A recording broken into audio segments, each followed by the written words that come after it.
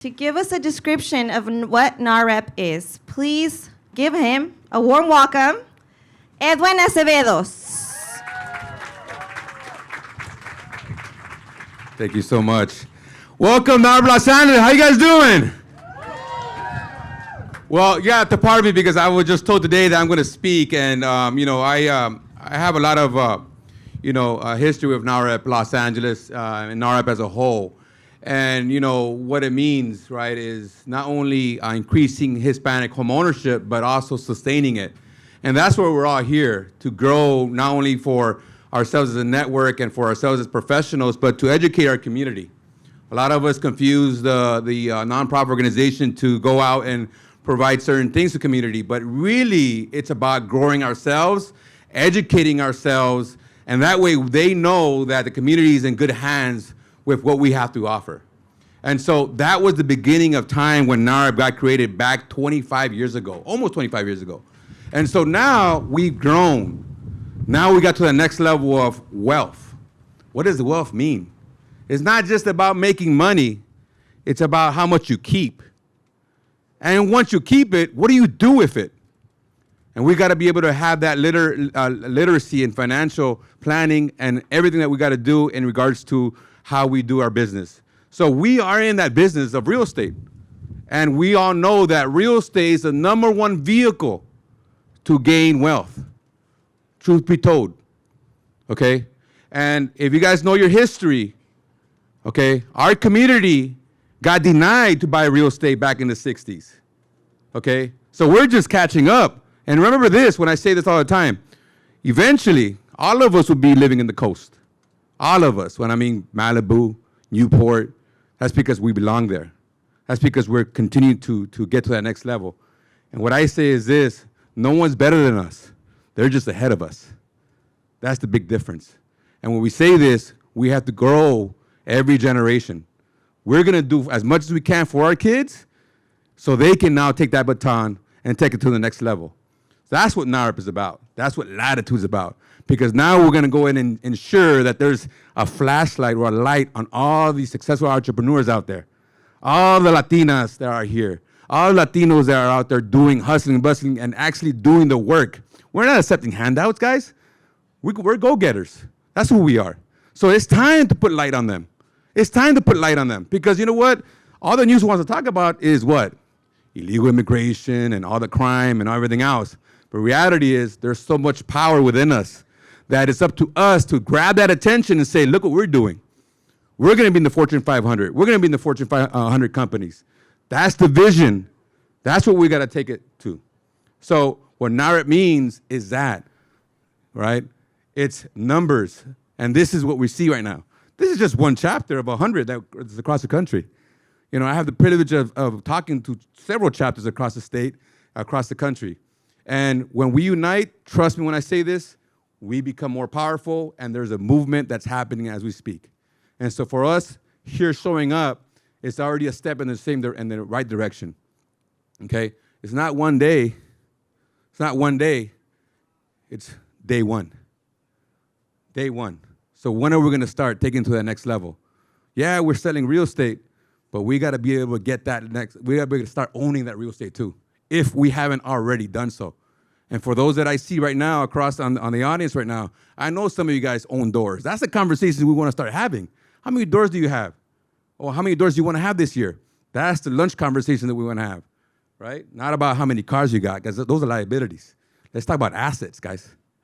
Let's talk about assets. And that's the thing that we talk about. That's Latitude. That is wealth. That is Nahrep. Okay, that's what it's grown into. So for me, I'm very, very proud for what's happening today. I'm very proud for what my wife's gonna go through today in her installation. So for me, it's exciting times, and I'm proud, happy to see you guys here on a Tuesday right after Memorial Day. And it shows everybody here that we're here to succeed, and we're here to take it to the next level. So with that being said, let's make it happen, guys. Thank you. Appreciate it. Thank you, Edwin. That was amazing. Set the tone. He set the tone. Another round of applause for him, please. Now, I am going to introduce to you all one of our panelists. She will be doing the honor of installing us today. Please help me welcome Lorianne Cerna.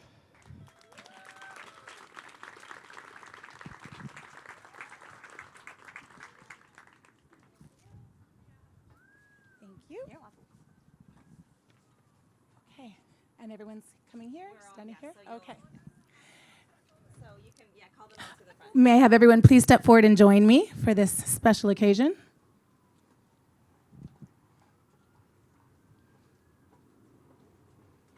Let's have you right here so that everybody can see you with the pretty picture. And I'll stand over here on this side.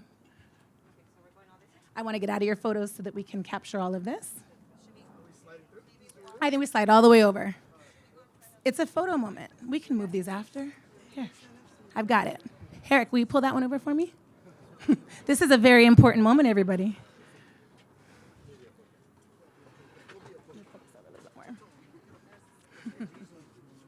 And one more.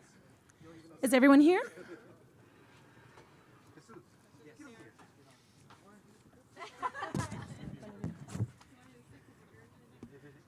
What a pleasure. Thank you so much for having me here today with all of you. Can you please raise your right hand and repeat after me? I promise to faithfully and honorably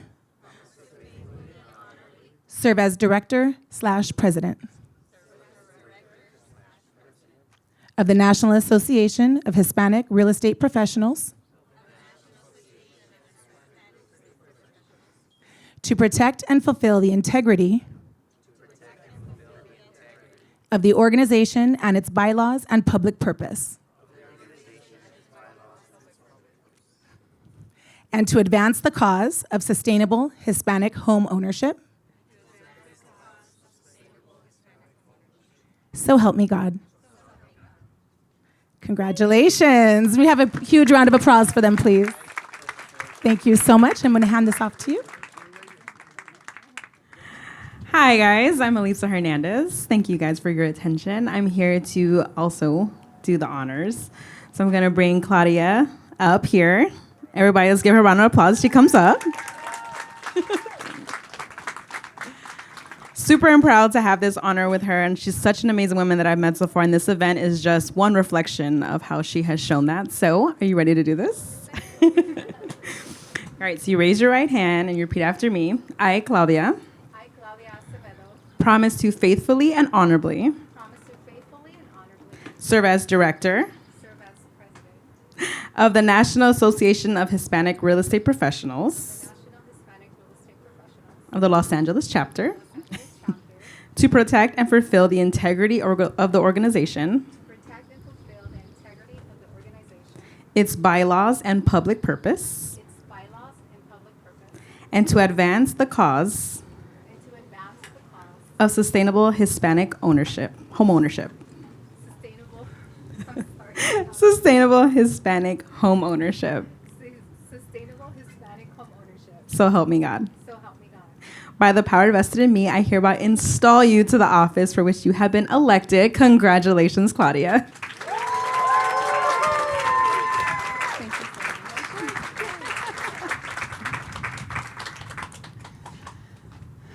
I just want to thank you all for being here today.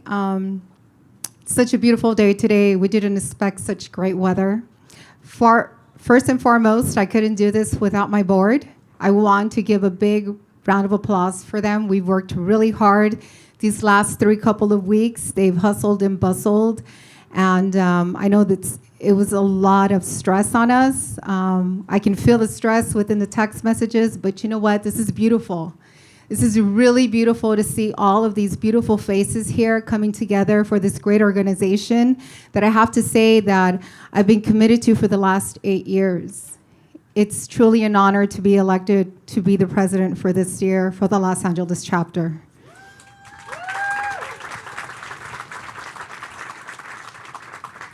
You know, when I first started Nahrep, I knew nothing about it. I just knew that my husband got called to serve this board. And it was like a package deal. If he came, I had to come. So if he served, I was like, okay, what do I do for you? So, but to be honest, it was amazing. I got to meet great people. I got to make great relationships, and I know probably more than half of you here today. And not just here, but in other states. And I think for me, that's what Nahrep represents. It represents unity among diverse communities, not just Hispanics.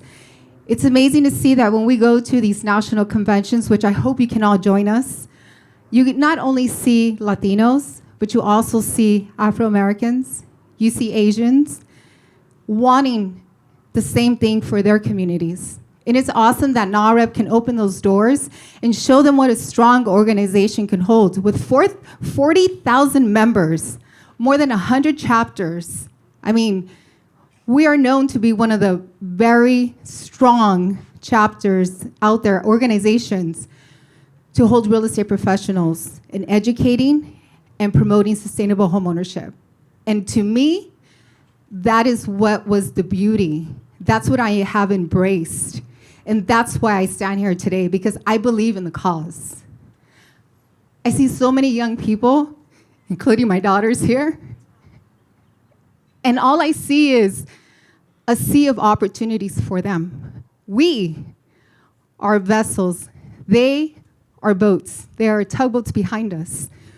I'm not here to be a leader. I'm here to create leadership as well. Because I've only been the past front for amazing leaders that are here before me. For this Los Angeles chapter, I want to say thank you to Edwin Acevedo, which is my husband, for being a past president. Roseanne Dejamar, she was our past president. Roseanne, say hi. Yay. We also have Chantel as well, who was our past president for this chapter. You know, all I could do is embrace their leadership and just make it better. Make it better for our future, for our young people here. And that's what I'm here for today. And I just want to thank my board once again. But foremost, I want to thank all my sponsors that are believing in me, believing in our board and our leadership. I just want to thank everybody once again. And let's continue with the panel. I'm going to introduce to you, let me introduce to you our radio host for Recuerdo 103.9, 98.3 FM. She was born in Michoacan, Mexico. She came at a young age of 14. To me, as I read her bio, she has truly been able to interview some great people that I am very fond of in music, like Vicente Fernandez, Juan Gabriel, true legends from Mexican music. She's a true reflection of using music to keep her culture rooted. Please help me welcome a moderator for today's event, Maria Elena Nava. Yes. Thanks, everyone. It's great to be here. I'm very happy I was able to make it to downtown. And it's really, really a pleasure to be here with you guys. And we're going to start our panel in a second as soon as we set ourselves up. Okay. We'll have each our panelists come up, and then we'll all be together. First, I want to introduce to you guys, and I hope I say the last name correctly, Patty Asai. Apologies. Known as the Duchess of Decorum by her 982,000 plus followers, established herself as one of the leading financial experts in the space. Patty's TikTok teaches on female equality and in the workplace, of course, financial literacy, workplace decorum, and financial independency for women. She has over 6.6 million likes on her social media. She's a lawyer by trade and currently a senior vice president of mergers and acquisitions, lending for major national bank. Patty is the perfect example of tough but fair, and believes that success comes from information and empowerment, creating her TikTok account as a way to provide education, advice, and techniques to help young folks navigate their way through work, finances, social settings, and more. Patty's direct approach, peppered with levity and some real takeaway, made her an instant success and a highly sought after speaker. Patty.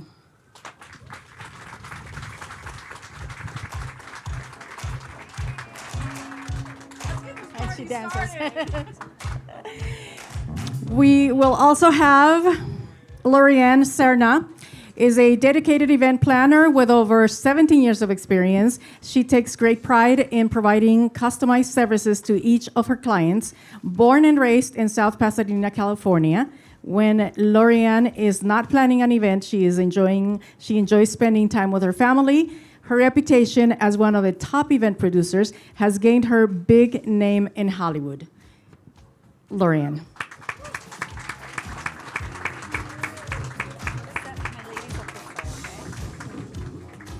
Elisa Hernandez, she is a proud Salvadorian bilingual host, producer, editor, and two-time Emmy winner, working for Los Angeles Dodger Stadium host in 2022. She was at the NFL for 6 years and was the digital host of El Snap NFL, which was the NFL's only U.S. Latino-focused Instagram account for 2021-2023. She has also launched her own podcast, Sportish, on her Believe, thank you, podcast network.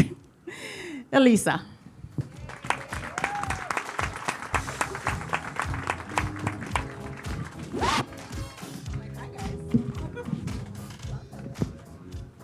Okay. So why don't we start by having everyone, or each of you in the order that you are seated, give us some information about, some more about yourself. Tell us more about your upbringings. Are you an immigrant, first or second generation?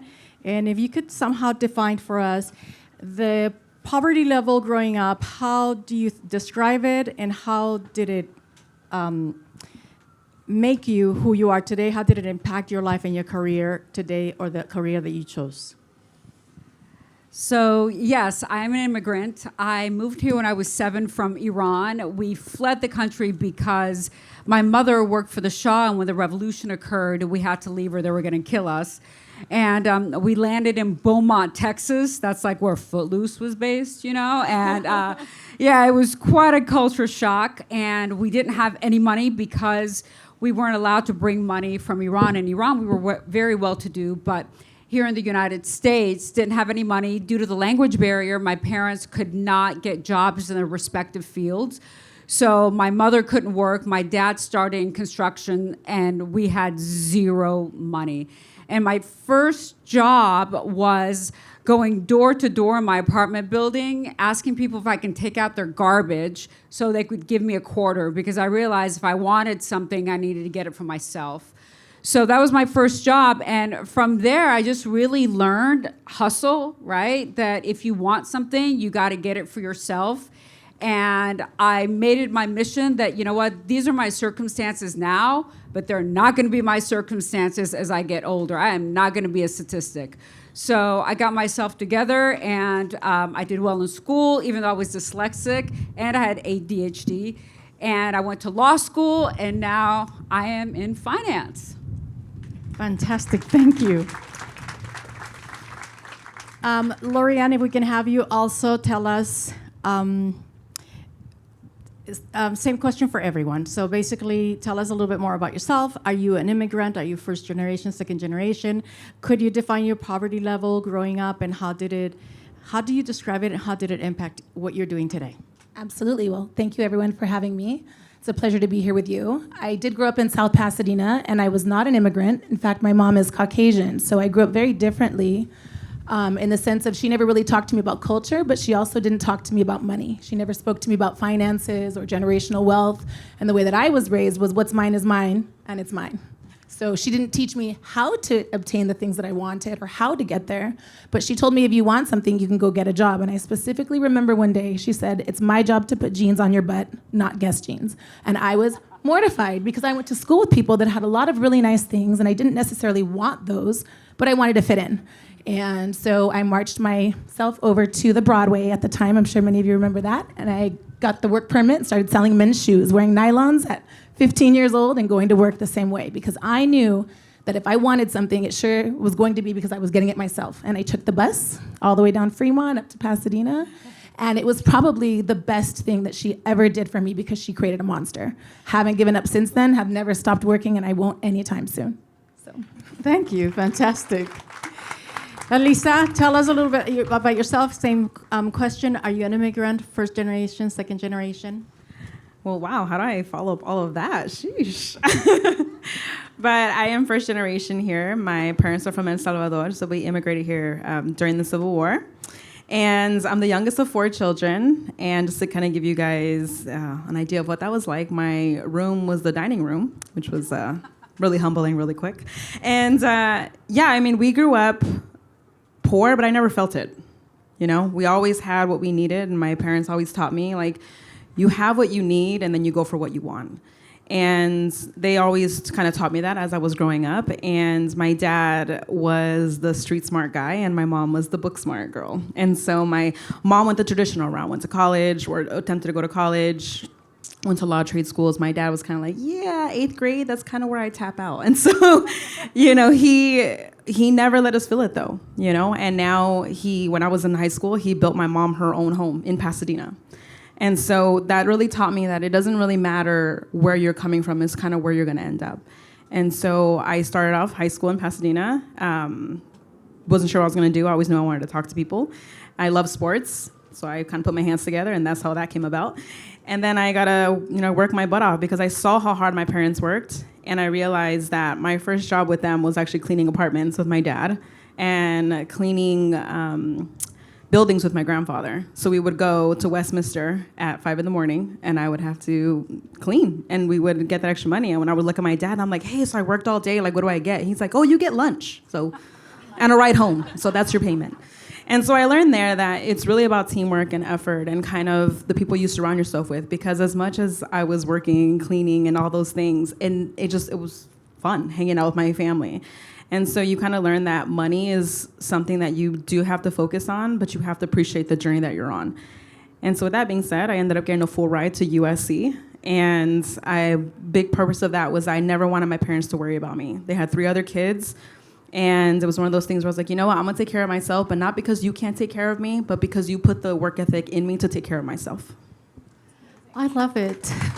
Very inspirational. Okay, so we're going to go ahead and go into all the questions that we have prepared for you, ladies. So, Patty, in your role as a mergers and acquisitions lender, we all imagine that it's more male dominant, of course, and of an environment. How do you navigate through the so-called boys club?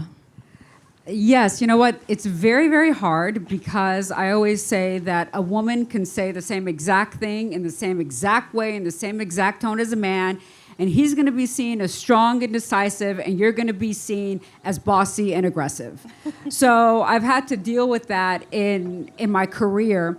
And I think a few ways that I've overcome it is you have to act the part. And I always say, take up space in the room.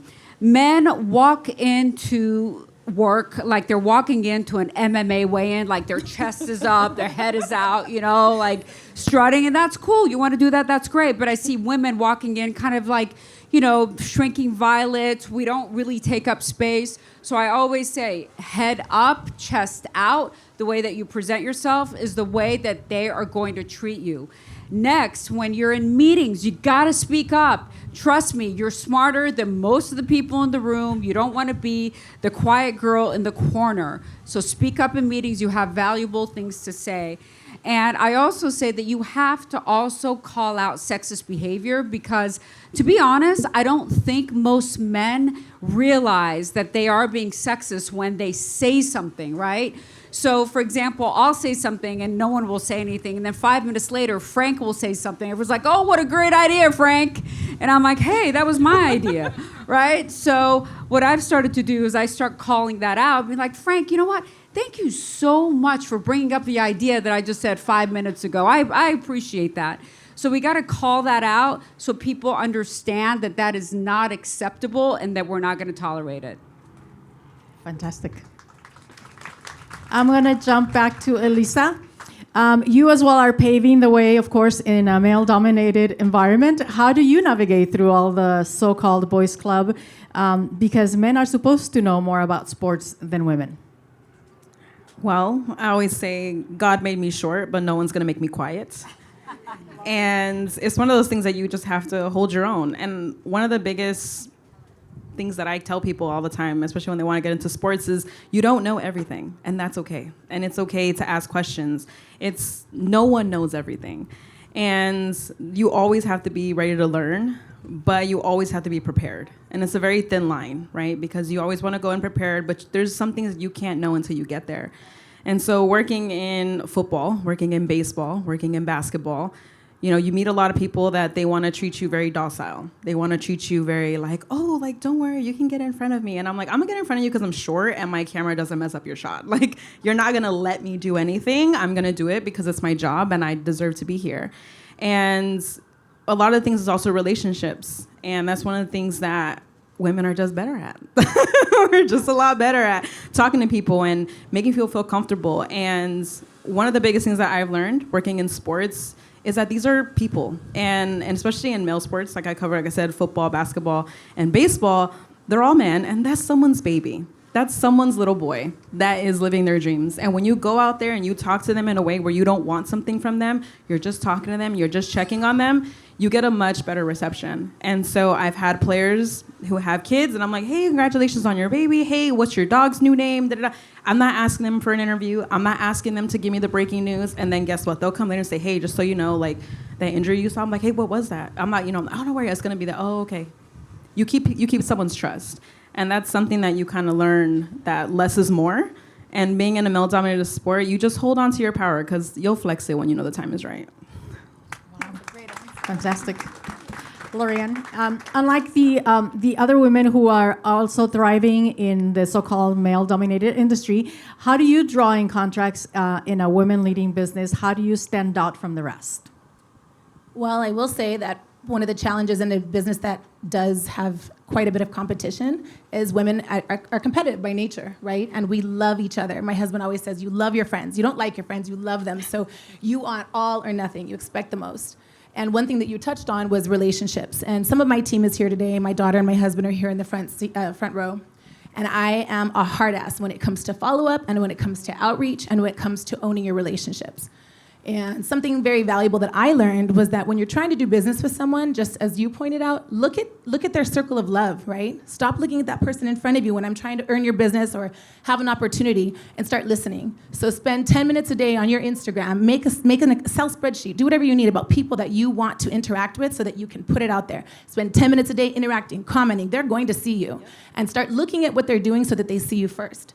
Second of all, go after their family. Hey, I know that you just bought this new puppy, and if you have not the stalker status, I don't recommend that, but if you have access to their home address or whatever it is, do not send them an Amazon card. Come on, guys, write a handwritten note and go after them and send something for that new puppy. Send that man's wife the bottle of champagne that she really enjoys, but don't make it about yourself. Don't make it a sales call. Make it about earning that relationship and that experience and that opportunity, because people don't do that anymore. So if you take the time to invest it, they will come back and notice you. And I wasn't that good. I wasn't the best back then, but I was great at listening to what people needed. And that is actually what really changed my business, because I heard them. I didn't go do what I wanted to do. Even if I disagreed, I'd give them my opinion, but I listened to them and the circle of love around them. So if you make people feel empowered, then they're far more willing to empower you with opportunity. Thank you. So this question is for each one of you. I'll start with Patty. Real estate and other entrepreneur businesses alike require a lot of work, focus, and when we mean work, of course, we're talking about the follow-up with the clients, the coaching, the contracts, and of course, the next events that are coming up. I'm sure that you have developed a team at this point, but what did it look like at the beginning of the career? Did you have a team? How did you do it on your own? And of course, is that still relevant today? Do you still make appointments today for a new contract? And how do you plan ahead? And what does that look like? So when I transitioned from being a lawyer into financial services, my first job was selling credit card processing door to door. You may be wondering, like, why did you do that, right? So I just happened to be at a job fair with one of my friends for him, and Wells Fargo was there. And I started talking to the guy, and he said, hey, you know what? We really like you. Come work for us. I'm like, but I'm a lawyer, you know? He's like, but there's a lot of advancement opportunities in this business. So I thought it through. I'm like, you know what? I can always be a lawyer. Let me go try this out. Because within 6 months, he was like, if you work hard, you could be a manager and then just move on up. So I said, you know what? Why not? So I went door to door in the Valley. I had just moved to LA. I didn't realize August in the Valley is like 120 degrees, right? In this like red suit and heels. After the day, you have to peel the suit off me. I'm telling you, like I was sweating through the suit, door to door, people cursing me, kicking me out, telling me to get out. But, I was determined. So I started from the bottom, right? And I was determined to make it work. After 4 months, I was the top producer in the country. 6 months later, they gave me a management job, and then I just kind of moved my way up. But what that taught me is the importance of hard work, and also made me connect to the team members that I hired afterwards. So I really think of everyone on my team as people. Your team should never be a means to an end. I never think of them as, oh, this person's gonna help me meet my goal. It's how can I make this person a better person and better at their job? If you care about people as people, everything else will fall into place. I promise you, if you think about developing them, that's where the true power is. And that's where you're gonna be successful. And to this day, I cold call. I don't have to, but I do. Honestly, I have more business than I know what to do with, but I wanna hustle, right? I don't wanna be lazy. And what if something happens? What if this phone stops ringing? So I'm always hustling, I'm always selling, and I will never stop. And I expect everyone on my team to do the same. So is everyone here amazed like I am? I'm really blown away to hear you ladies speak, all of you. So fascinating. So it was the same question for all of you. Can you repeat it one more time for me? Yes. So the question was, real estate and other entrepreneur businesses alike require work. And when you mean work, of course, we're talking about follow-up with clients, coaching, contracts, and the next event coming up. And so when you first started in this, what did it look like at the beginning of your career? Is it still relevant today? And do you still make appointments and new contracts with clients?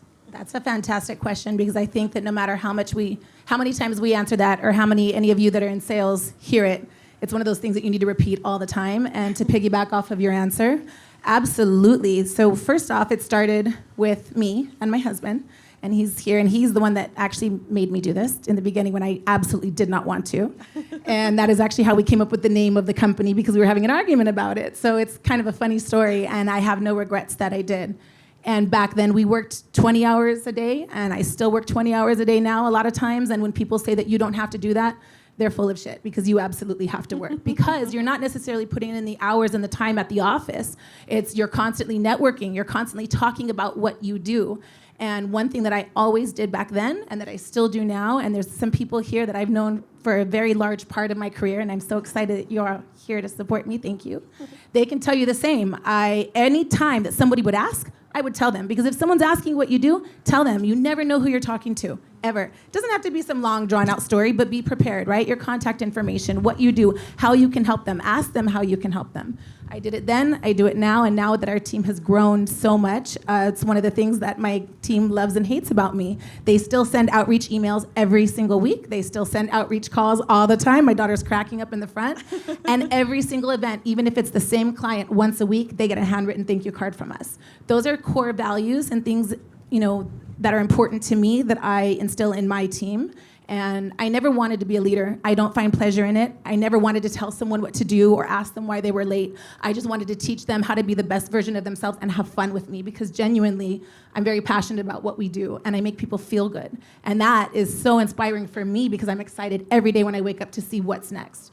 But if you don't have your team behind you, it's a very lonely time. And it doesn't matter if your team is your mom, your sister, your daughter. If there's 10 of you, it just gets harder with the more people.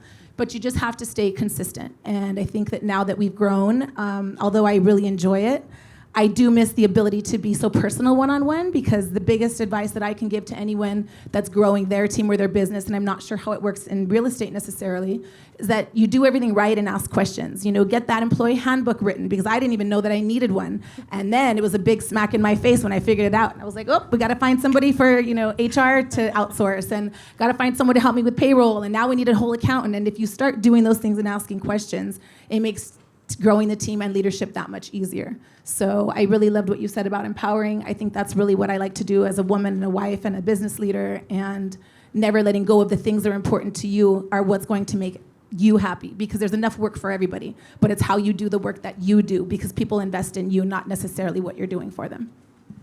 Fantastic. Elisa, tell us a little bit about how you started. You're an entrepreneur, and how did it look at the beginning? Is it still the same today? Yeah, so handwritten notes really do go a long way, let me tell you. And my mom had told me that. So throwing it back, I was at the NFL for 7 years, and then I was at the Dodgers for, I'm still there now, but I started as a field producer for them. And, when you're in sports, you are part of a big team, but your networking is a little different than when you own a business. And so for me, I was an intern in college at the NFL, and I was in a small group. And on my last day, my mom was like, so what are you going to do? And I was like, well, tell them thank you, and I'm going to leave. And she's like, no, what are you going to do? And so I was like, tell me? And so she's like, you need to write handwritten notes. So I wrote each of them a personalized handwritten note. I was a college student, so I had no money, so they each got like $5 for Starbucks. And I hand-delivered them, and that was it. And they were like, oh, thanks, brushed it off, I left. Well, fast forward, when I graduated, I was working at NFL on the ticker, which is the thing that scrolls at the bottom of the screen that tells you like the information about coming shows and scores and things like that. There's a person that runs that, which was me. And one of the guys passed by, and he was like, hi, Lisa. And I was like, hey. And then he stopped, and he's like, what are you doing here? And I was like, I'm working on the ticker. And he's like, why? I'm like, because I need money and I don't have a job. And he was like, come see me after. And so I did. And the guy that was just a regular editor with me, 4 years had passed, and he was now the manager of all the editors at NFL Network. So he's like, you're going to be my editor, because you're not, like, get off the ticker. And I was like, okay. So I went to become an editor for him. Then after that, it was like, hey, we want to launch an international account. You're the only editor that speaks Spanish. So guess who's our new international editor? I was like, oh my gosh, pay me more though. Because mom didn't raise no fools. So it's like, yes, you need to pay me more, because now I have something that you don't have. So supply and demand. And so I got a raise there. And then sure enough, I kept working my way up. But a big part of that is relationships. And a big part of that is understanding that the people that you want to build with are the people that are next to you, not the people that are above you. Because in 5 years, those people are going to be moved on, or they're not competing with you. So you need to kind of build your team with those that you kind of see that are starting off in the trenches with you, because that's who you're going to see in 10 years. That's your competition in 5 years. That's who could hire you in 5 years. And from a professional standpoint, that's what I had to learn. And from a personal standpoint, is surrounding yourself with people that are going to push you. So I have one of my really good friends, Alex. He's right there. And he owns one of the most profitable Dodgers traveling group called Pantone 294. And when I met him, it was 2016, and he was like, oh, yeah, we have a group of like 35 people. Now he coordinates groups of like 2,500 people to go to Dodger games. Wow. And the reason that I bring him up is because I didn't know how to own a business. I didn't know that I needed to write stuff off. And when you don't surround yourself with people that are going to challenge your way of thinking, you're never going to grow outside of that. And that financial literacy, it starts from somewhere. Obviously I went to USC, but I was in journalism school. I got a degree from the Marshall School of Business. But being a first generation, like my sister does my parents' taxes, and so you have to learn how to build your team, not only professionally, but personally as well. And so I opened up my business this year called Chato Media LLC. That's going to be for me to have my income through there, as well as eventually become a production company, which my friend Alex has been pushing me on. But I thought it was so hard. And he's like, you just do this, this, this, this, and this. And this is part of what I said earlier about asking questions. And it's okay that you don't know something. And building your team, like you said, you outsource for HR, you outsource for things that you don't know. That doesn't make you less of anything. It just makes you more powerful once you gain that knowledge. Fantastic. Thank you. That's what I did before I did this. Okay, so Patty, you've published several pieces of women financial practices. What would you say are the top mistakes us women make in finance? Gosh, I can go on and on about this topic, but I think one of the biggest mistakes that women make is not being financially independent from their significant other. Huge mistake, because the second that he controls your money, he controls you. So you need to have an account that only you control and have access to, with money in case stuff goes down, right? In case you need to move out, to be able to support yourself and support your children, all right? That's one of the biggest mistakes, because we lose power when we don't do that. And I think the second mistake is women believing that for some reason men are better at money or at investing than we are. So we hand over our paychecks to the dudes. Here, honey, you go, invest my money. Well, guess what? Study after study shows that women are better investors than men, and we have higher rates of return. So that's right.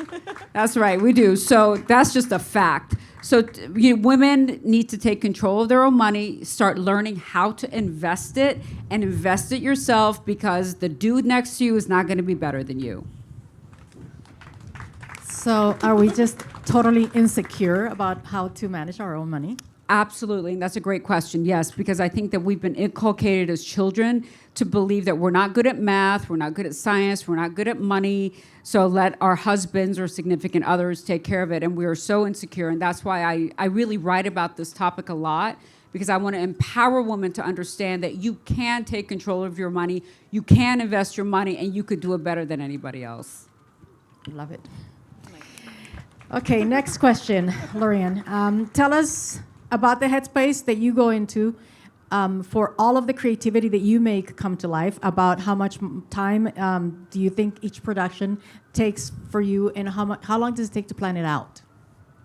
Well, so that all depends on the type of project that we're working on, and I'm going to specifically touch on one client of mine that's very relative to what you just talked about. And after this is done, if anyone has any questions or recommendations one-on-one, I'm happy to suggest some really great people for you to follow on Instagram that talk about business. And these are not strangers, because one of the things that I'll add to what she said is part of the reason you have so many followers is people listen to you and they're seeing the results of what you're telling them. It's not rocket science, right? But be careful who you're listening to and who you're asking questions to. And I think a lot of times, especially girls or women, if people are embarrassed, then they're not asking the questions to people that can give them the proper information. And this is especially relative in real estate. So one of my biggest clients, his name is Dan Fleischman. And we've been with Dan for years now. We started working on a real estate mastermind event for him. I'm not sure if any of you are familiar. It's called the Avengers Mastermind Program.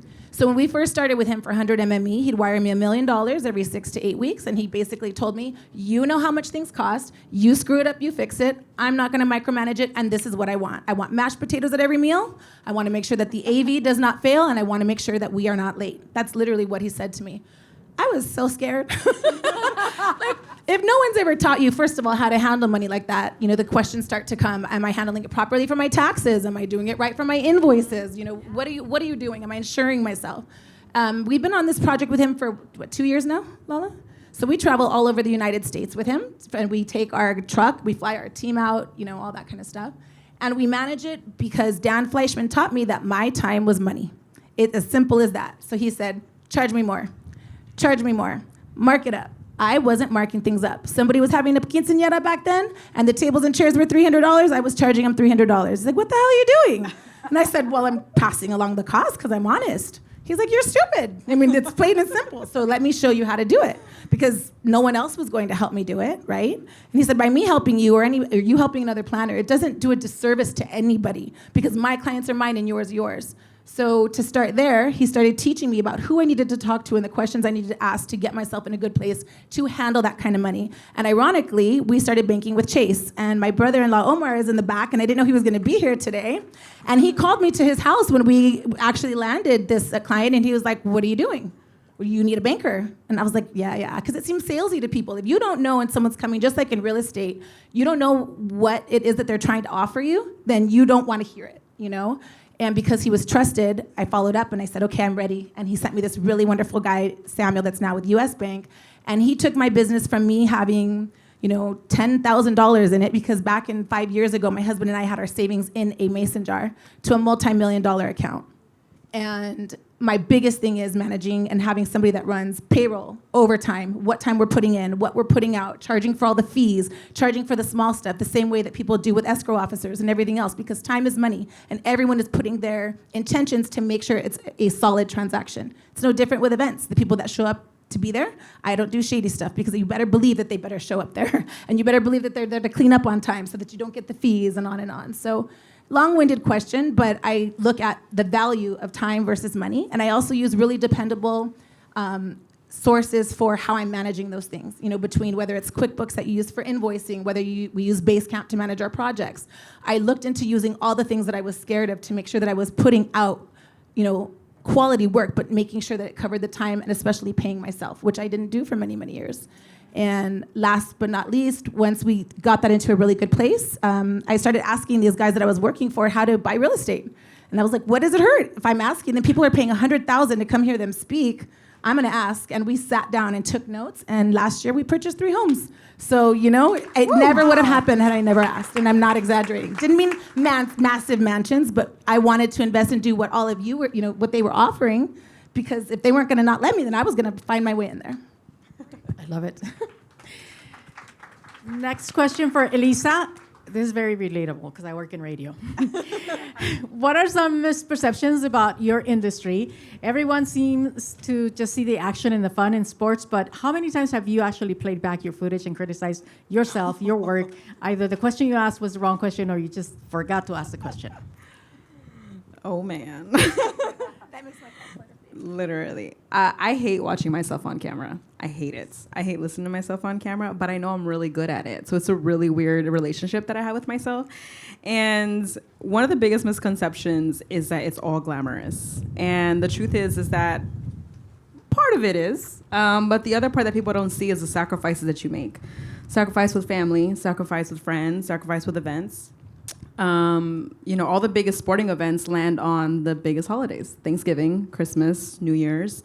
And I missed a lot of those with my family because I was at these games. And you realize that you have to kind of create that core group that understands you're not there because you don't want to be, you're not there because you can't. And understanding that they have to support you through that, and my family, being Salvadorian, being loud, and a lot of them. Like my mom and dad are each one of 7. So I have a lot of uncles, a lot of cousins, a lot of babies, a lot of birthdays, a lot of baptisms, lots of everything. And, I had to change the conversation from, of course she's not gonna come, to she's not coming because she's gonna go to the Super Bowl, And it's like one of those things that they can be proud of. Because that's one of the biggest things, you can't even leave a Latino party without saying bye to everyone. It's like a cardinal sin. And so, but it is a balance. And as you kind of move on in your career at the beginning, it was very much like I didn't say no to anything. And now I'm at a place where I can be like, you know what, this is really important. I'm not gonna go to this event, in order to attend, this wedding or this, birthday party. But yeah, I think the sacrifice is probably one of the biggest things that people have a misconception about. And also that you get free tickets to everything. You really don't. You really don't. But I think that, and then especially for a woman in sports, a lot of the misconception is like, oh, the athletes want to date you. Oh, you get hit on all the time. Most of them, they could really care less, honestly, because you're in an environment and that's not what you're putting out there. And a lot of it is literally as simple as like how I stand, how I laugh, how I do certain things. It's all about boundaries, but that's in anything, in life, family, friends, and work. And so those are the biggest 3 misconceptions I get. It's like, who's trying to date you? Can I get free tickets? And are you coming to this party? And I'm just like, no. But I think one of the biggest things is also whenever I can, I try to share these experiences with my family. So this past year, my last year at the NFL, I went to the Super Bowl, and so I took my sister. And she could care less about sports, but she's like, wait, I know what the Super Bowl is. And I'm like, yeah, so now you can say you've been to one. And literally the other day we were watching TV and a commercial came on and some guy was like, oh, I wish I could go to the Super Bowl. And she looked at me and she's like, I went to the Super Bowl. And so it's important to kind of blur those lines so that when those moments come up and you do miss those moments, They can remember that you are there because you're becoming more successful. You're not there because you're striving for generational wealth. Like, I'm not trying to be rich. I'm trying to make my kids rich. That's what I'm trying to do. I'm trying to be wealthy. And I think for my parents, you know, being first generation here, I surprised them with my job with the Dodgers by secretly inviting them to a game, not telling them that I got the job as stadium host, and I just appeared on the Jumbotron. That's how I told my parents. And it was funny because me and my dad bond on sports, and he literally told me, he's like, oh, I'm like, hey, I got you tickets to the game tonight, but I can't go. And he's like, what do you mean you can't go? I was like, oh, I gotta work. And he's like, oh, okay, you know. And so he's all sad, and my sister corralled them all, and next thing you know, they're like, welcome to Dodger Stadium. Here's your host, Elisa Hernandez. And my sister filmed my dad, and he's like, what? He's like, ¿qué hace someone aquí? I was just like, but you know, that's that moment. That 30 seconds of their life is what I work hard for. And it's the reason I miss birdies, and it's the reason I'm not home, and it's the reason that I don't see them a lot, even though I live there. It's like, it's about that. It's about understanding that what you do is for them. And I think the proudest moment, and I'm going a little long-winded here, so I apologize, but the proudest moment I had was last season. The Dodgers hosted their first ever Salvadorian night at Dodger Stadium, and I hosted it. And about 20 of my family members came, and they were holding flags, and my dad was just like, my daughter is on screen at Dodger Stadium for the first Salvadorian night, and he was so proud. Awesome. Very awesome. Patty, talking about money with your partner can sometimes be difficult. What are some ways that you approach this topic? Oh, so, you know, money is one of the top reasons that relationships fail. And the reason is because people don't talk about money. It's such a taboo topic until after they get married. And that is way too late. Because you want to know whether this person has the same financial goals as you. For example, if you want to buy a house, do they want to buy a house too? How much do they have in their savings? Do they have enough money to contribute to a house? How much debt do they have? Because if they have debt in the marriage, guess what? You're responsible for paying off that debt too. And also, what is their credit score? Everyone's like, you gotta know their credit score. If their credit score and their shoe size are the same, you're gonna have problems, okay? You're not gonna be able to buy the house. You're not even gonna be able to rent an apartment, okay? So these are very, very important topics that we don't talk about. And I think the best way to approach it, and this is what I did with my life partner, is we sat down. I said, listen, we are about to commit to spending the rest of our lives with one another. We're not getting married, but that's just us. We're going to spend the rest of our lives with one another. We need to put on the table what you have, what I have, right? How are we going to distribute all of this? Who's going to pay for what? What are your expectations of what I'm paying, what you're paying? What is your credit score? And just to make it safe for everyone and make it fair for everyone so there's no surprises. Because after you get married, you're all of a sudden surprised. This person has $300,000 in debt, right? But driving a Ferrari, you're going to be like, oh, wow, I didn't know this about you. So that is really the way to approach it, to be open and honest and make sure that they understand it's to protect them and you at the same time.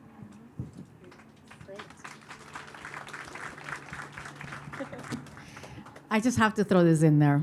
I was just listening to a talk show this week, and they said these days, people that are having a hard time finding someone to date are posting their credit score, and that is how people are getting dates.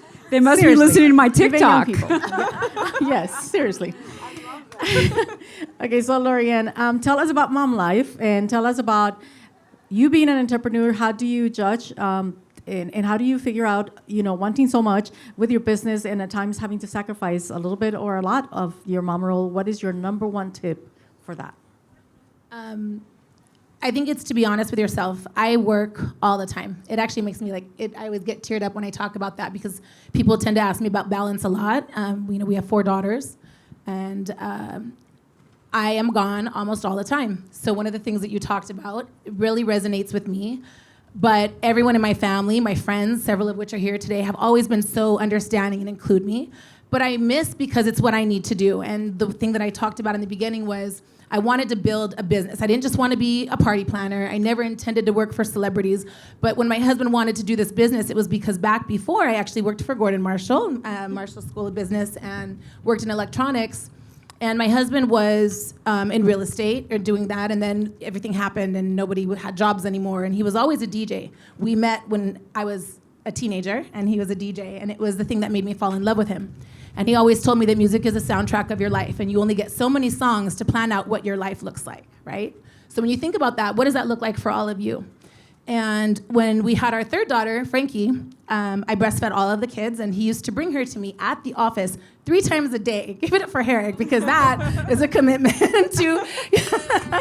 And I would nurse her and send her home. And then one day I was just really resentful, and I was angry with him that he got to live the life he liked and to go work and perform and do all that and still be a dad. And so I wanted to make sure that if we were going to do this, it was going to be solid, and we were going to have financial planning, whatever that looked like. My parents weren't very helpful with that. And so in order to do that and make it happen, it means that you have to be present. You know, at least for me and for most people, everybody's idea looks different, but I have to be present. I need to be there when my team arrives. I need to be there when they leave. I need to celebrate them. I need to show them how to do things. I need to show them when I make mistakes, and I make a lot of them. I need to show them what makes me mad and why I say the things that I say, even when it gets under their skin, when I remind them 10 times, did you call them for this? Did you do that? But I'm away, and I would say I travel now probably almost a week and a half to 2 weeks out of every month. But the kids, the advantages to that are I get to show up, and I get to show the schools my support by doing really beautiful things for the teachers and for the moms that take care of the classes and fill in for me when I can't be there, and do things that I can contribute to society. It's part of my moral compass, and it's my responsibility to give back. So you'd be surprised how much education suffers from not having people like us. So we donate the dances, and we donate the proms for the people that didn't get them during COVID. And I sit on the board for the Los Angeles Latino Chamber, and we talk about, money and grants and ways to help people. And so all of that hard work is not in vain.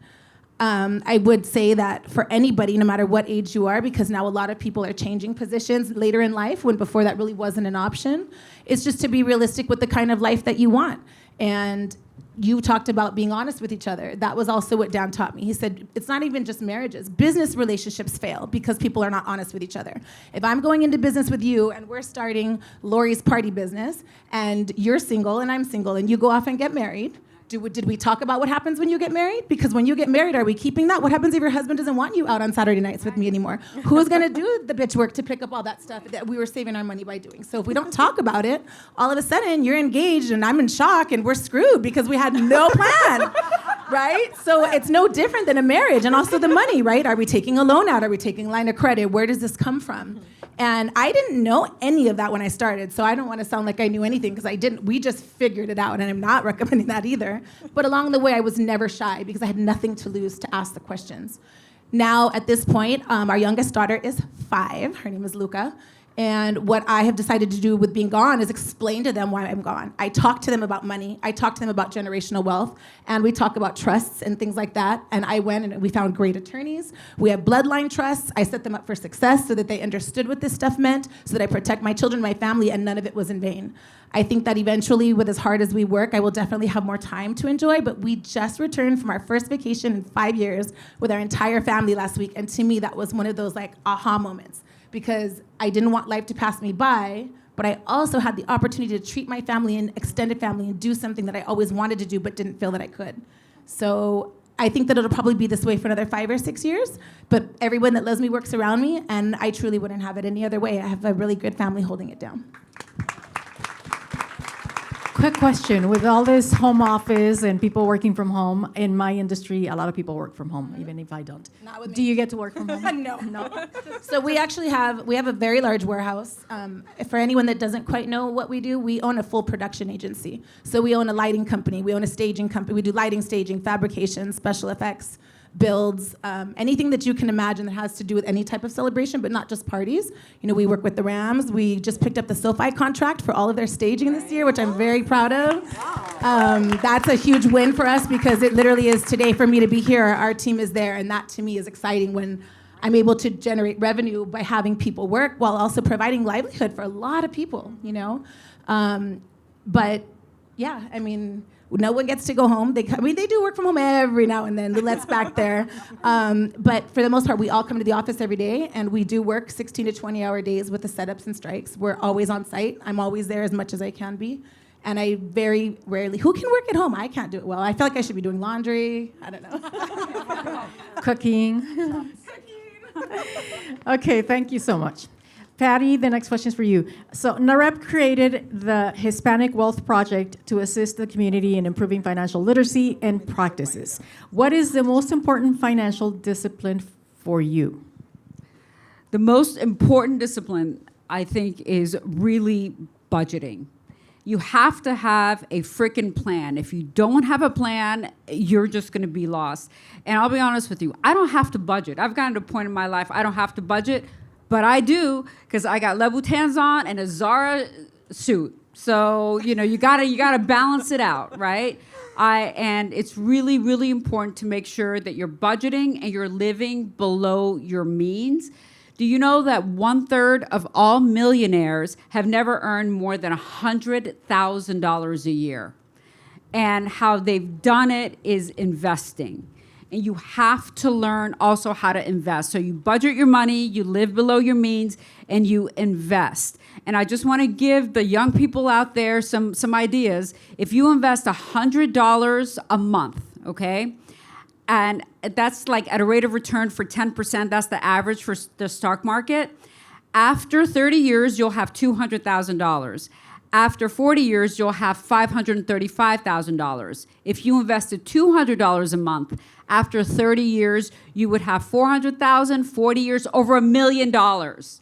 That is a lot of money. So start investing early and also include, and I'm not just saying this because you guys are real estate professionals, real estate is huge in your investment portfolio. Not only does it reduce your risk, but it always increases your overall returns. So real estate and investing in the stock market.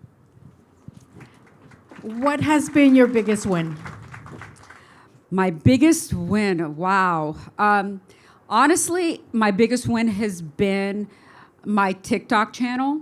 And the reason it's been my biggest win is because I started it as a means to provide information to young people. And I really did it as a labor of love because I wanted to provide information that I didn't know. I was an immigrant. No one taught me about financial literacy. No one taught me shit. Sorry. No one taught me anything. I had to figure it out all on my own.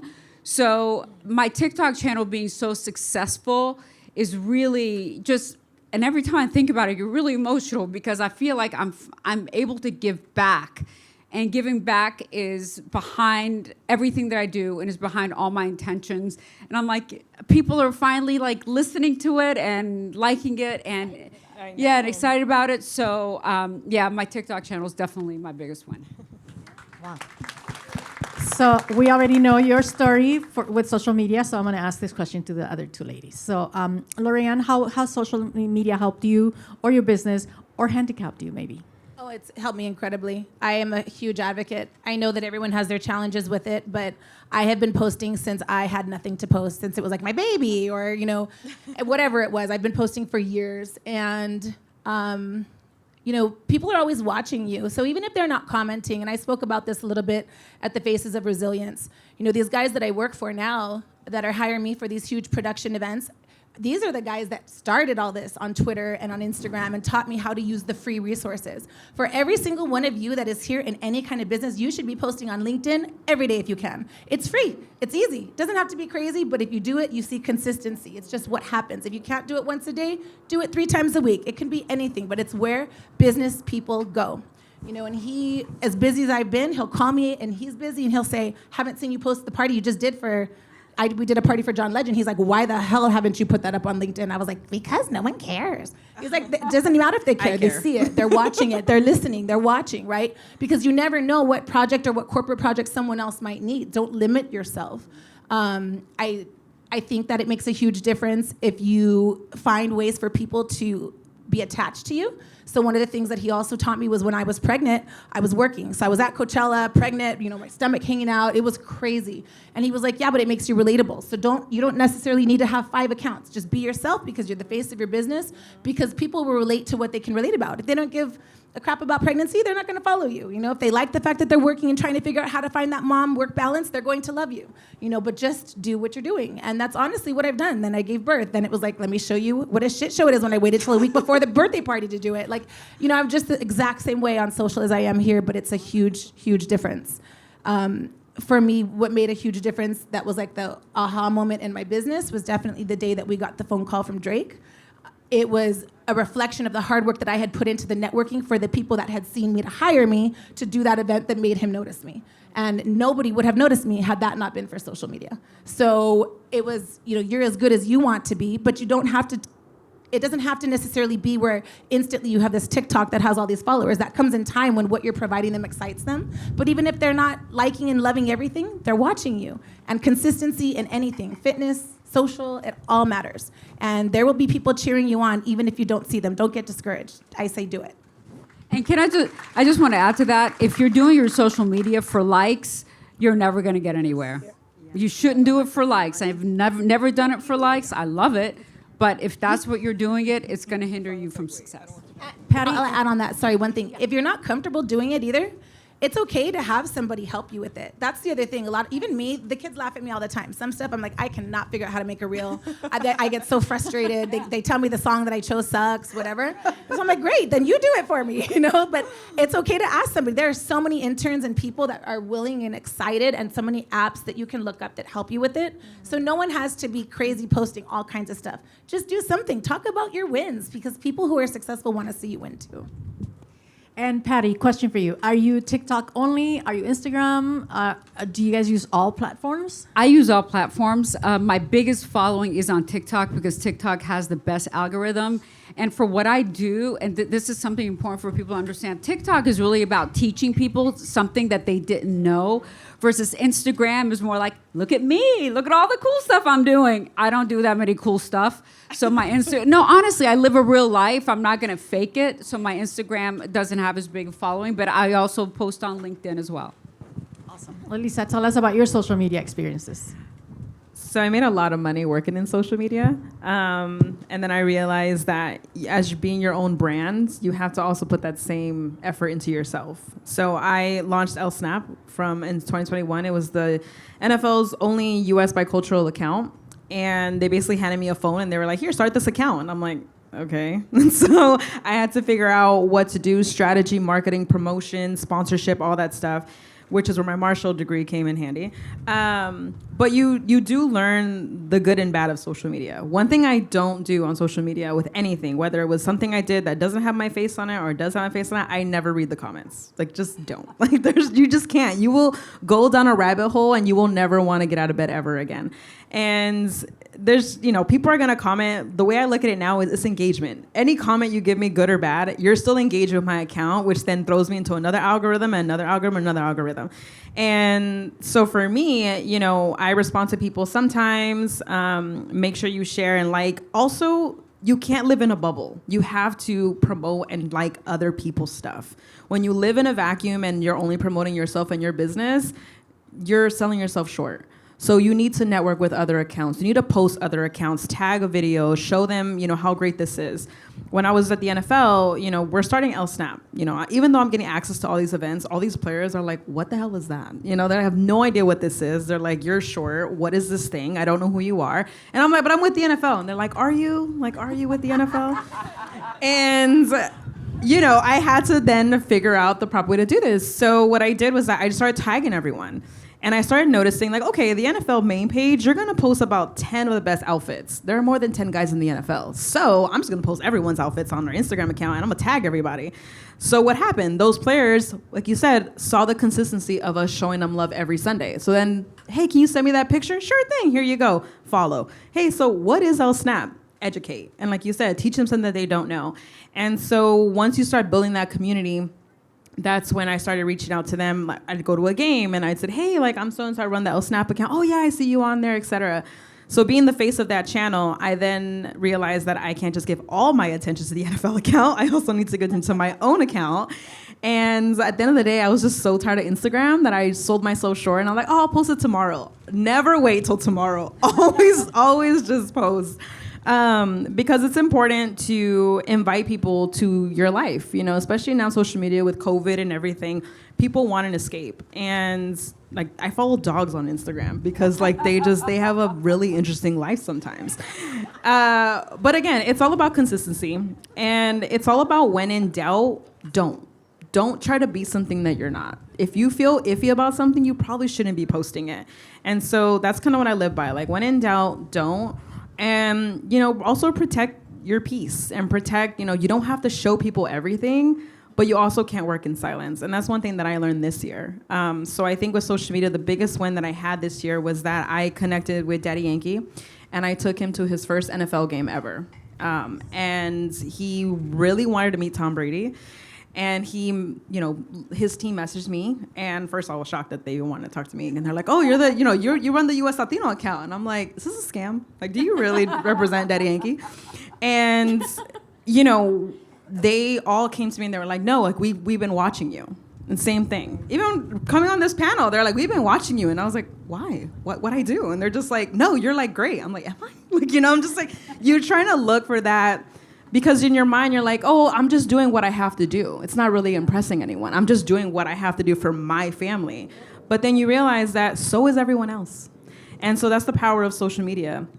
And so with Daddy Yankee, you know, I connected with his team on social media, and then I met them, took him to his first NFL game, and he was like, hey, like, I want you to make me meet Tom Brady. And I was like, sure, no problem. I can get that done. And then I was like, how the hell am I going to get Tom Brady to meet the king of reggaeton? Like, how is that going to happen? So I put together a brief. I pitched it to the social team at the Buccaneers, and they were like, you can get Daddy Yankee? I was like, I sure can. And that's when I realized that my word is worth more than anything you can pay for. Having Elisa Hernandez stamp of approval, having Elisa on your team, it's priceless, let me tell you. And so I got Daddy Yankee to Tampa Bay. That's where I spent New Year's. And he met Tom Brady. And literally he was like, you made one of my dreams come true. And I was like, me? And, but you know, again, it's all to the power of social media because you see the work ethic that you put out there. You see the numbers that you're putting out there. And I had that same thing where it's like, oh, like, do I really want to put this out there? Do I really want to brag? And it's like, it's not bragging. It's just what you do. It is just what you do. It's just who you are. It's not bragging if you can do it. It's not, exactly. It's not bragging if you can do it. And it's one of the things that you have to remind yourself, like, no more working in silence. You always try to think like, oh, they'll notice me. They'll notice me. They're never going to notice if you don't tell them. They're never going to notice you if you don't show them. And who are you waiting for? People to pass you? That's what's going to happen when you are not your own biggest fan. And so this year in particular, I really realized, like, you know what? Like, no more working in silence. You're going to know what I do. You're going to know I'm the best to do it. And if you think you could do it, I'll mean, good luck. Love it. This question is for all three of you ladies. As some of you already know, Nahrep is a nonprofit organization dedicated to educate and help diverse communities to have access to low-cost and sustainable home ownership. What are some nonprofit organizations that you are active in and any other form of you giving back to your community? Sure. So I am on the board of Genesis LA, and we lend to underserved areas where most banks will not even touch those businesses or won't even lend. So I'm on the board of that. I'm also on the board of Sheenway Schools. It's a school in the inner city that mimics any private school in Brentwood or on the west side. So we're bringing that type of education to the inner city, which I love. And I also do a lot of work with Big Brothers and Big Sisters. I was a big sister in the program, and I do a lot of mentorship with them.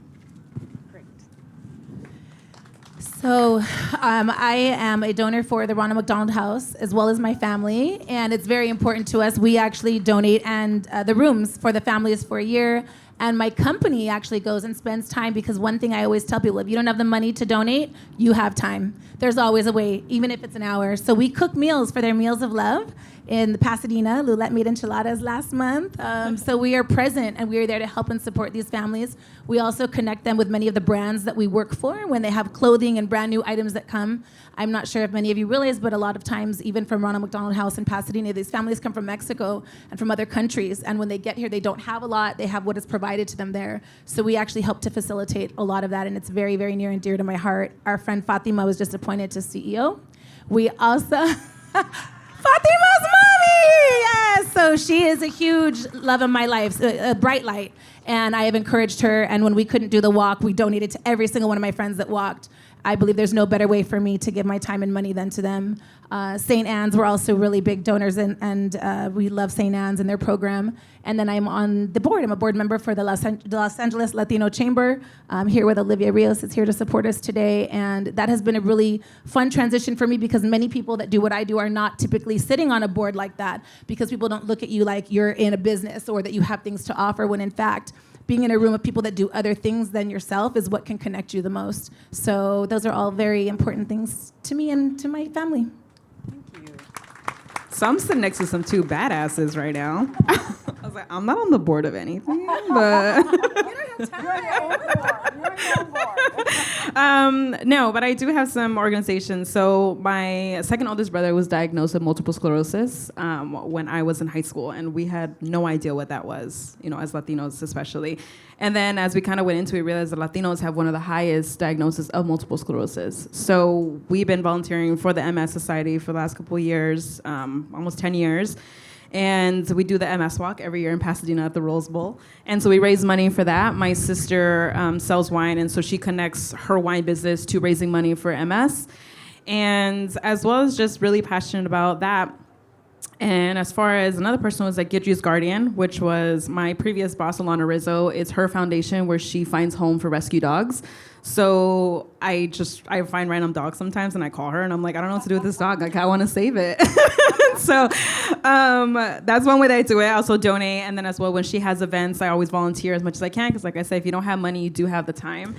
And sometimes when I don't have time, I try to mix work with it, right? So when I was at the NFL, we worked a lot with the Hispanic Heritage Fund. And basically, every year at the Super Bowl week, we would give out scholarships. And so what we did the last 2 years was I got one of my really good friends. His name is Marcus Rivero. He goes by Souls by Sir on Instagram.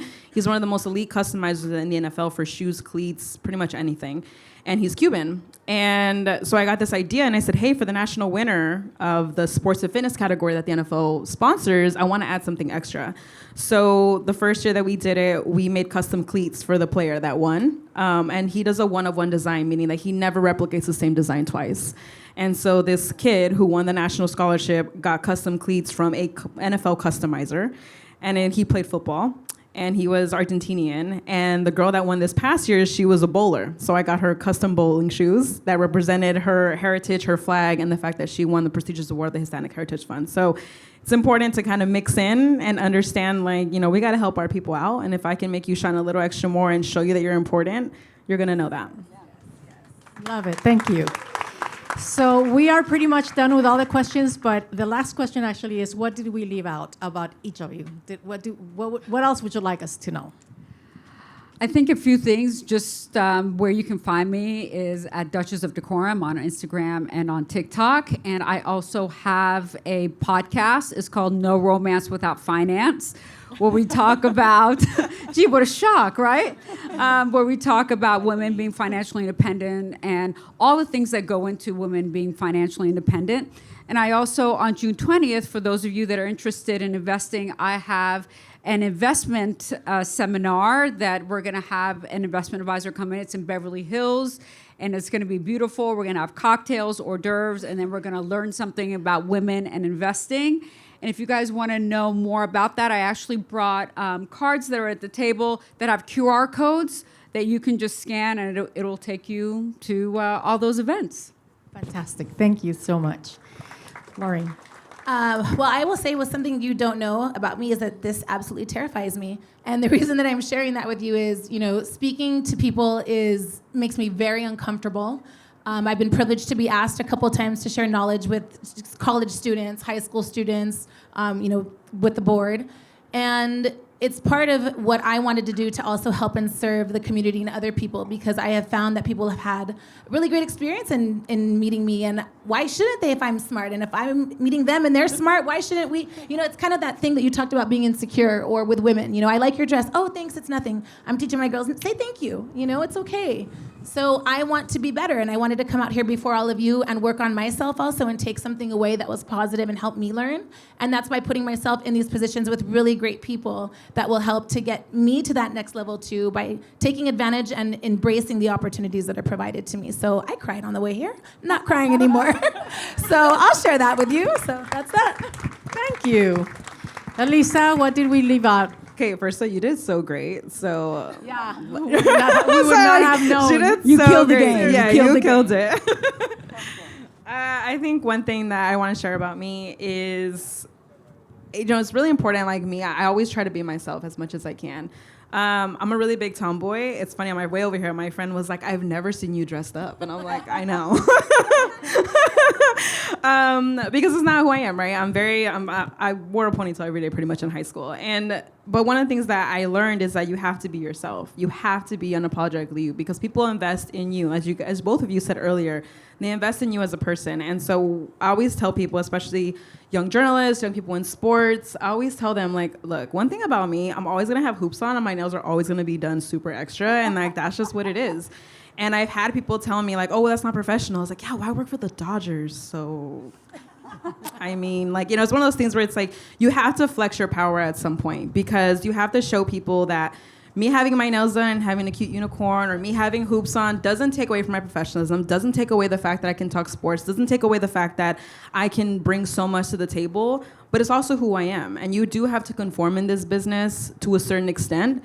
You can conform, but don't compromise. You can't compromise who you are as a person. You have to showcase as who you are. And it was funny at the NFL, one time I didn't have my nails done, and like one of the VPs came up to me and he's like, are you okay? And I'm like, yeah.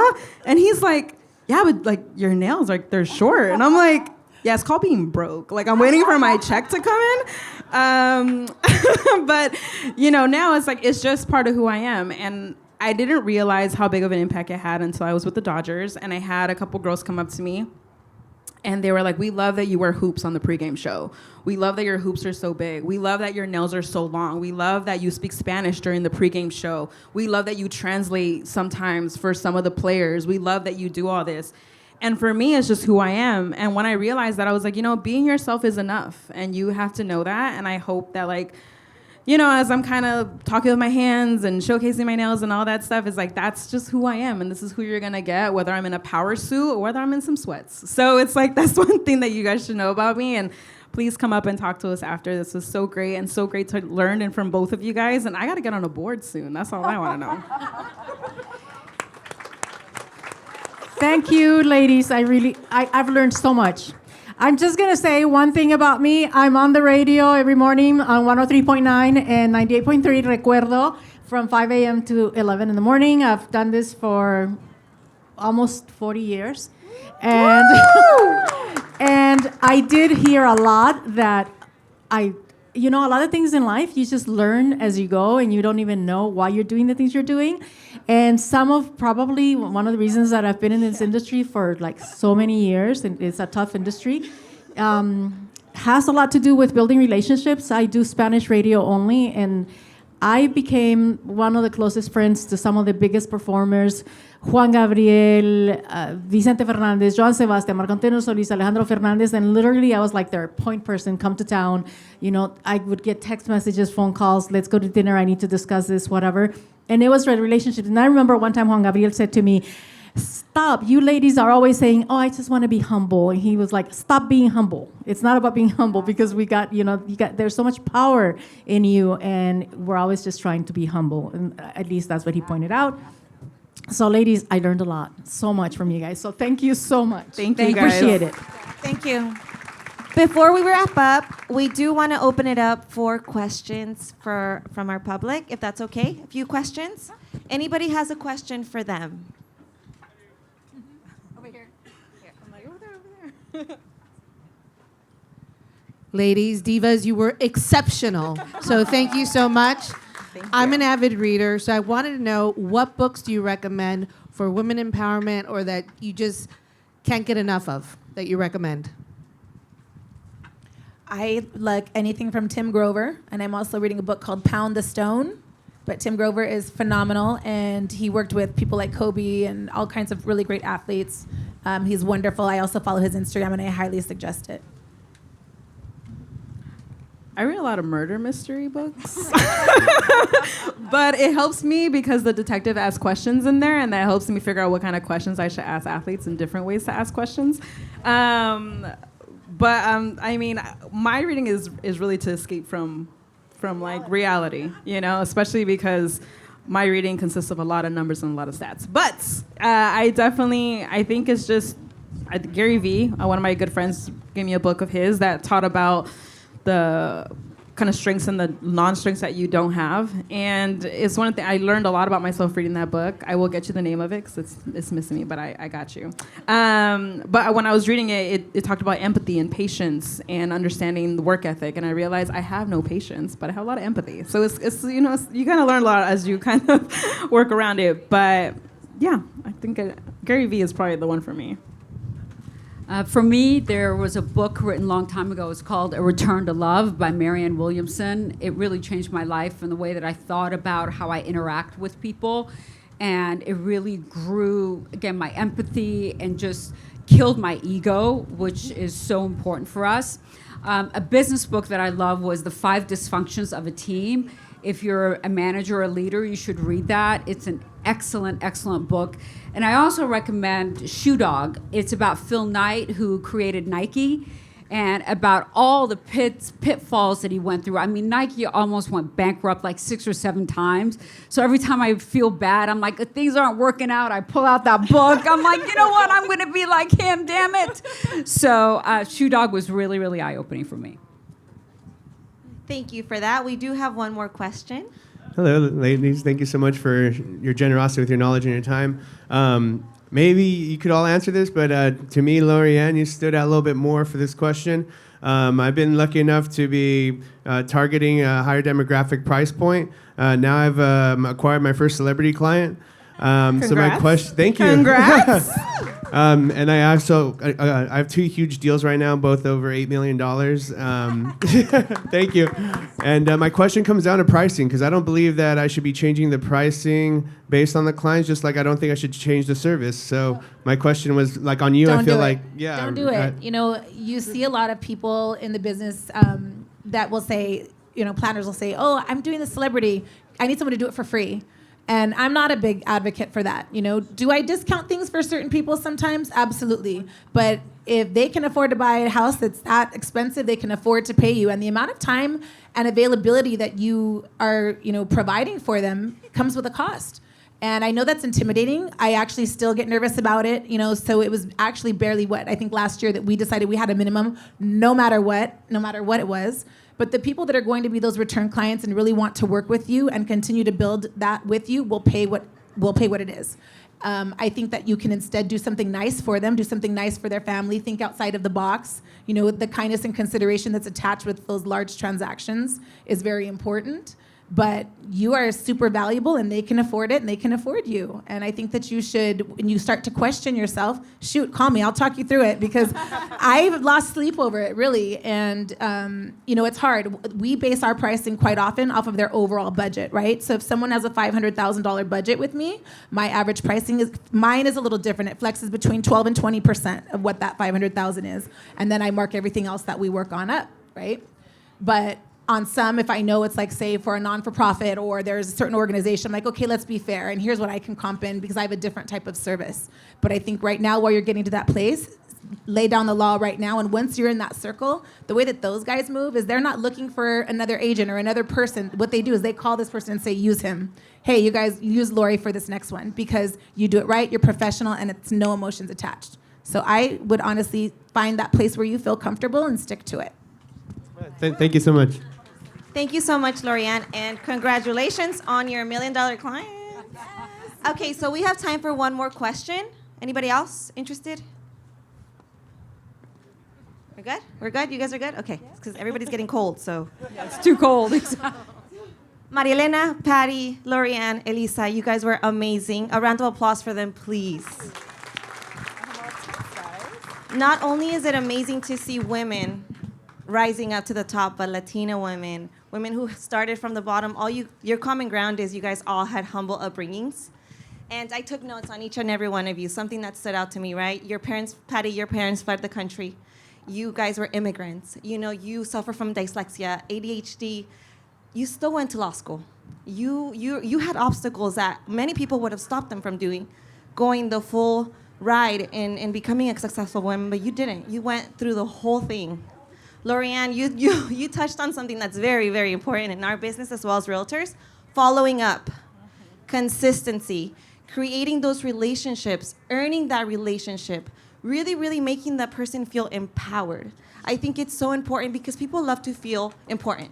And it's not always about you. It's about, like you mentioned, Elisa, you can't be a vacuum.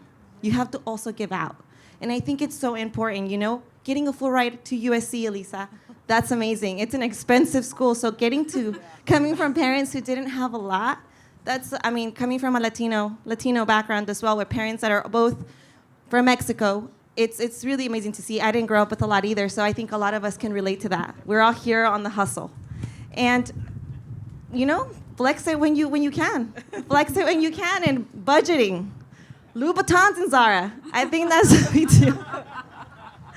So thank you, ladies. Honestly, you all an inspiration. I think a lot of us can relate to you here, and to a lot of us that are younger and haven't been in the industry as long. We really look up to you. So thank you again for being here, and thank you for taking time out of your busy schedules to be here and just give us some pointers and your inspirational stories.